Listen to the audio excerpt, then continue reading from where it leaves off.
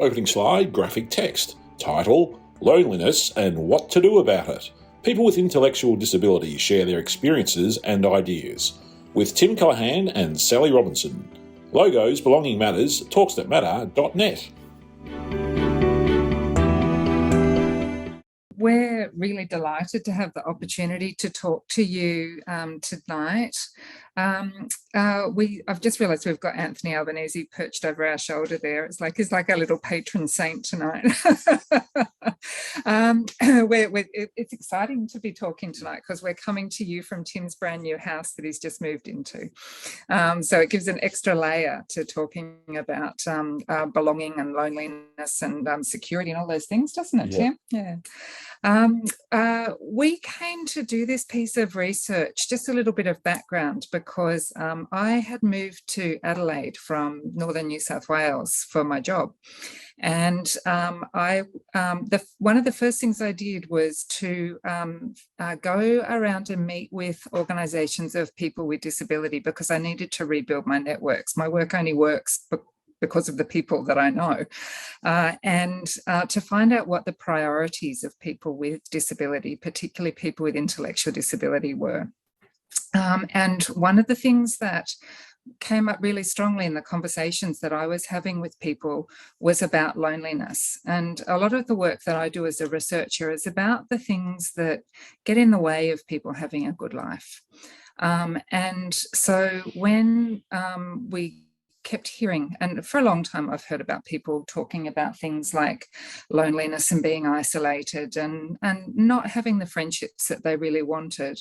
And Flinders was really generous when I came to work for them, and they gave me a little pot of money. And so we used that little pot of money to work together over time. And Tim worked with us for, it was probably a couple of years, wasn't it? On that project, to work carefully and slowly together with people with intellectual disability about this, on this project, because it's such a sensitive topic. And so we're going to talk to you tonight about how we put all of this together.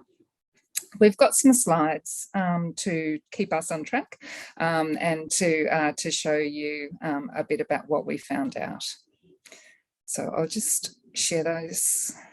Tim, is there anything that you wanted to say while I'm just getting those sorted? Or are you happy? Is there anything you wanted to say while I was just getting that sorted, or are you happy for me just to keep going? Yeah, I'm happy for you to keep going. Okay. So do you want to introduce our team, Tim? Okay, so we had 3 researchers do this work with us. We had Sally next to me, myself, and Jan Idle, who was another researcher working at Flinders. Unfortunately, she couldn't be here tonight. And yeah, the 3 of us just worked together on this. Thanks, Tim. So, as Deb said, a lot of people with intellectual disability talk about feeling lonely, but there's not very much research that works with people with disability, intellectual disability themselves, to get evidence that really gives us a systematic way of understanding what people want to do about this. One of the things that people talked to us about when we were putting together this study was that people didn't want to just sit in the bad feeling and talk about, this is awful, we don't like it, it's a problem. They wanted to talk about what helps, what's going to help, sort of make things better.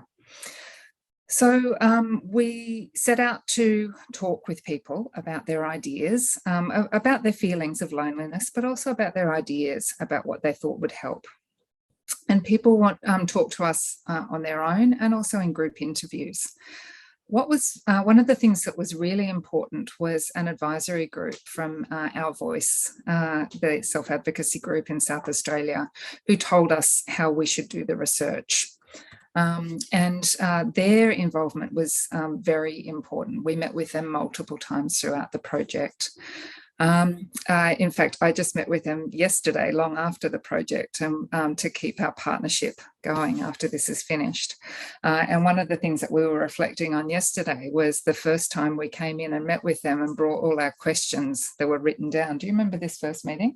Yeah. We came in and we had all our questions written down neatly. And one of our advisory group members just said to us bluntly, well, I don't read, so you can take your questions away and come back with them in pictures. Yeah. So their advice was really, he put it more nicely than that. Their advice was really important for us. Some of the key things that they told us were to listen really patiently to people's experiences, not to talk so much, but less talking, more listening. As I said before, to use pictures in what we the methods that we use to talk with people, not to rely on people being able to read. And really importantly, they gave us advice about how to structure the way that we did our interviews, so that we had some introductory conversation together to get comfortable together. We talked about the hard stuff first after we did that, and talked about good things and ideas after that. So people were left feeling more positive and left feeling that their contributions and their strengths were the things that we had focused on. They weren't left feeling in a bad place. And that advice turned out to be pretty important, didn't it? Oh, very important. So I just want to talk for a little while now about what we found out. Sorry, this framework here is not very accessible, but what we at the end I'll share some links with you. What we ended up with at the end of this project was a report that we developed in Easy Read, and we presented that to Our Voice because we needed to report back to the people who were most closely involved in this research. We then went on and developed an academic piece of work that helped us do some more analysis about what we thought was really important about this project.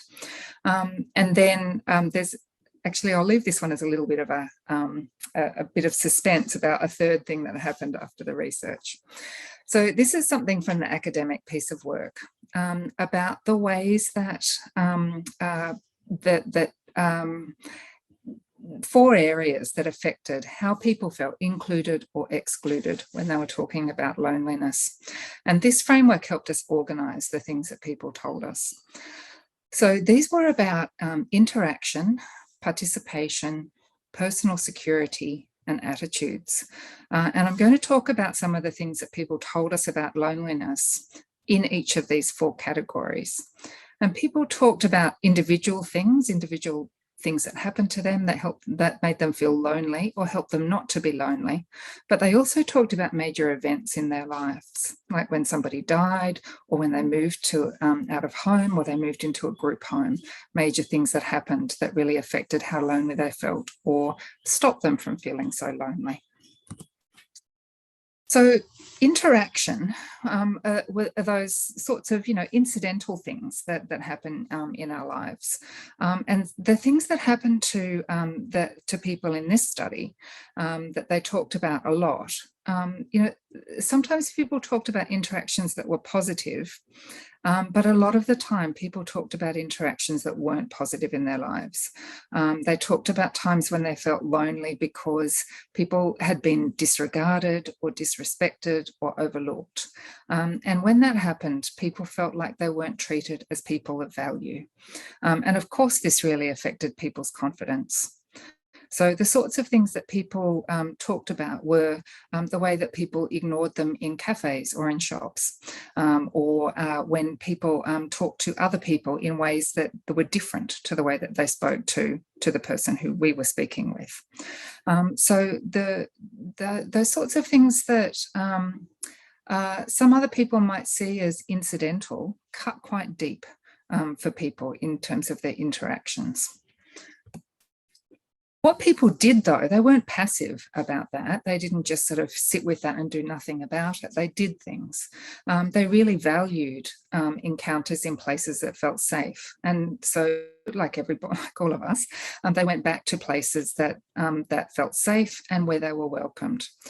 So people talked about really liking to go to places where they were welcomed by name, or where someone remembered their coffee order, or where they just somebody smiled when they walked in.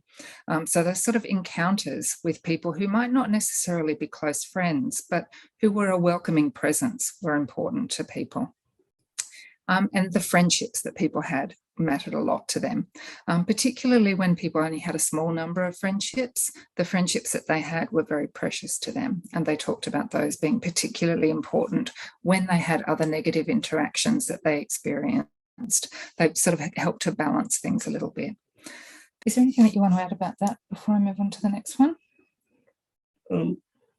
Just, I remember the one thing that came up a lot was, I remember a few participants said that they love to go out to pubs as a form of social interaction, and when COVID hit and we all went into lockdown, they found they couldn't go out to just our local, and they felt very isolated as a result of that.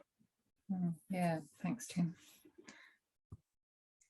So the next one is about the sort of the way that encounters build to participation, and participation is a fairly familiar concept for all of us. And as I said before, going to familiar places helped people to feel confident, and keeping going back, people talked about how that built their sense of confidence over time. People also talked about how going to new places and meeting new people often made them feel anxious. And so sometimes people avoided doing that, especially if they didn't have a lot of support to counter the feelings of anxiety. I mean, we all get butterflies in our tummies about going to new places or meeting new people or doing new things. I don't know about you, but I had a little bit of a butterfly about doing a presentation. You know, all of that, everybody gets a little bit anxious about something, but when there's not a way of counteracting that anxiety, it's people talked about avoiding doing new things and going to new places. A surprising number of people talked about how important it was to be invited to something. And that was one of the ways that people really sort of counteracted that effect of anxiety about going somewhere. Having somebody who was a linking point to go into somewhere that was unfamiliar really mattered. And having an invitation, receiving an invitation, was a really visible or a concrete indicator that you were welcome, and that somebody wanted you to be somewhere. Clearly having things that you like to do and a way to do the things that you like to do helped people. And it was a real barrier for some people that there weren't ways for them to do things that they wanted to do. So where people had formal support from services in their lives, where rosters weren't put together in a way that they could go and do the activities that they wanted to, or things weren't written in the day book, so that, you know, the day came along when their activity was ready, it was time for their activity to happen, but staff hadn't put it in the day book, so it wasn't possible for it to happen. Those kinds of things really got in the way of people doing the things that they like to do. So when people needed support to be part of things, they were really reliant on good quality support for things to happen, for them to be able to participate. So it wasn't just about being part of things, but it was the support that people needed to be part of things in a way that helped them to build the relationships that they wanted, that really mattered. Anything you want to add here? No, I'm good. Okay.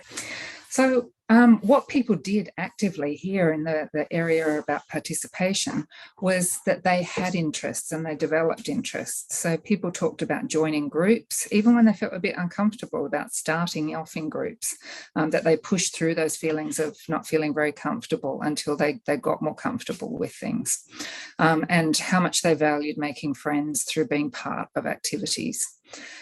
Some of the people who we worked with in this research were part of self-advocacy groups, and they particularly valued the friendship that they had through those kinds of activities. Next area is about personal security. So about feeling safe when you're at home, when you're out in your community, but also the feeling that nothing bad is going to happen to you. And those things are a little bit different, feeling safe and feeling that nothing bad is going to happen, that there's no sense of threat in your life.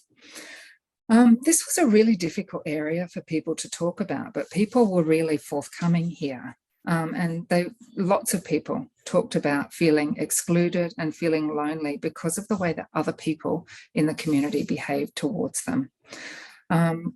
People didn't talk so much about being physically assaulted, but it was about the sort of negative ways that people spoke to them or looked at them, or the way that they moved around them in the community that made them feel excluded and treated as different.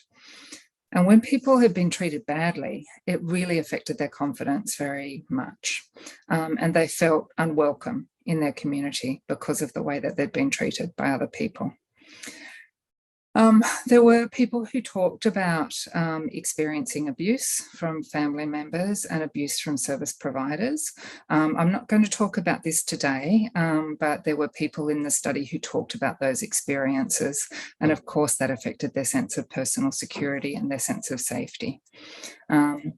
But people had actions that they took, and they had ideas about what to do. So the things that people had done in the face of these really difficult situations that they'd faced was to build trusting relationships with a small group of people. And it took people a long time to do that. It was hard for them to do that.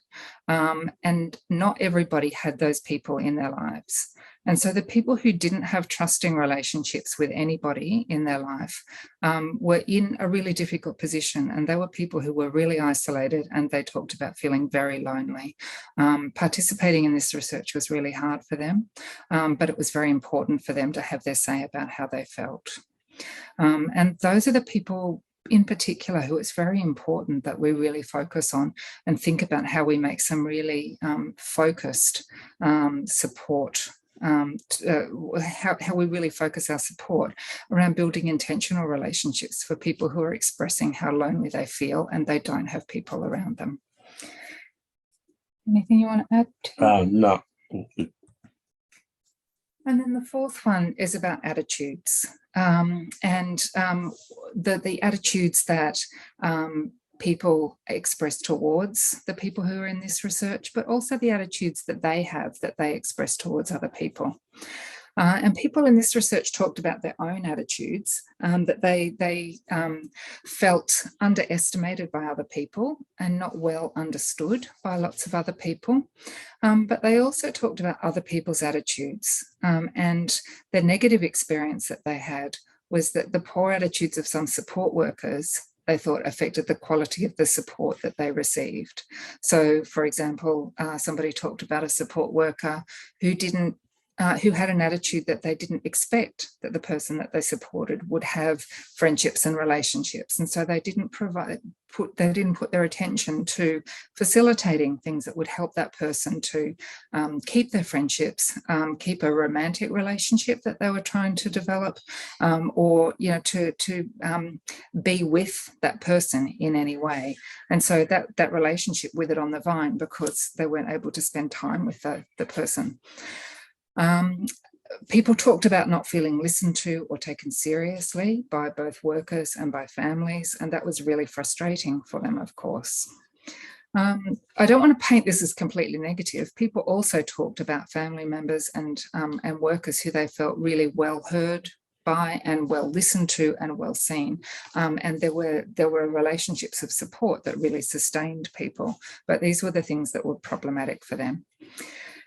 Attitudes was a really tricky area for people, and something that they felt was quite pervasive. And unlike the other areas where people felt able to take some action, in this area, people weren't quite sure what they could do to change attitudes.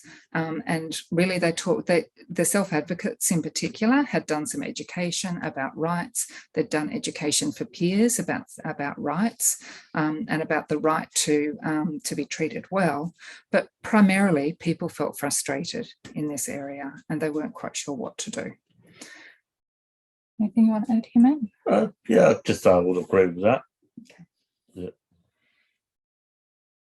So what does this mean then for improving loneliness? You know, we could sit here and talk to you all night about the things people said and their experiences. But people said in this study that two main things helped them avoid feeling lonely and gave them a sense of belonging and a sense of inclusion. And the two things that really shone through were having a purpose and feeling valued and respected. And they meant different things to different people according to what their priorities were, but that was what sat underneath for people. Alongside those things that were important to individual people, the priorities of a lot of people in this study were for the wider community, the general community, to change, to be more friendly, to be more welcoming, and to recognise and respect people with intellectual disability as equals. And there were several people in this study who talked about it's not them who needs to change, it's people in the wider community who need to change. And I think it's really important that we emphasize this in this study, that it's not the people who are feeling the sense of loneliness who need to change their behavior. The change needs to come much more broadly. So I'm going to turn to Tim now to talk about the practical advice that people with intellectual disability gave that comes out of this study.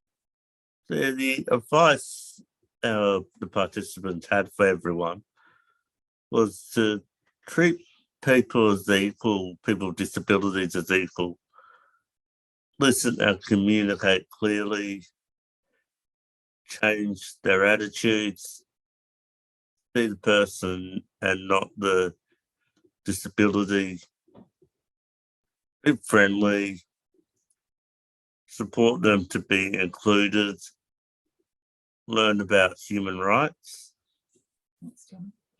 So this is what people wanted everyone in the community Yeah, to they change, want everyone wasn't in the community to change. And the participants' advice for organisations on how to change were to create more disability-ready places, give people with intellectual disabilities a say, to support human rights, to connect more to communities, and to support people with disabilities at work. Thanks, Tim. Do you want to talk about that disability-ready places one a bit more? Oh, yeah. I took that to mean buildings with wheelchair accessible, more sort of like wheelchair, buildings with more with accessible things for people with mobility problems, more sensory friendly places. Yeah, it was all of that stuff about accessibility, and it was also about making sure that places were set up in a way that when somebody came into them, there wasn't this big scrabble around of moving chairs out of the way and changing things, and that people were expecting somebody to come in. And they were ready and welcoming. They were expecting people with disability to be there, and ready and welcome for it. And the advice the participants had for people with intellectual disabilities was to speak up more, never to give up, and to look for ways to do more self-advocacy.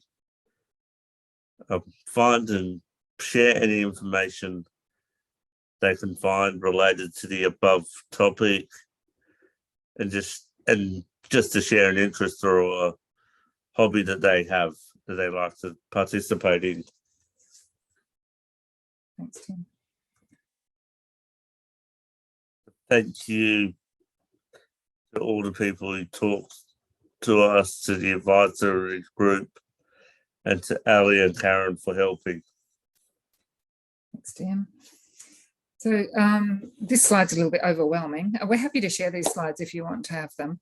There's and the academic paper there, but more importantly is the easy read paper, which you can get on the Purple Orange website and also our Flinders website, which is for people with intellectual disability. And there's also a user guide there about supporting people with intellectual disability to read the paper.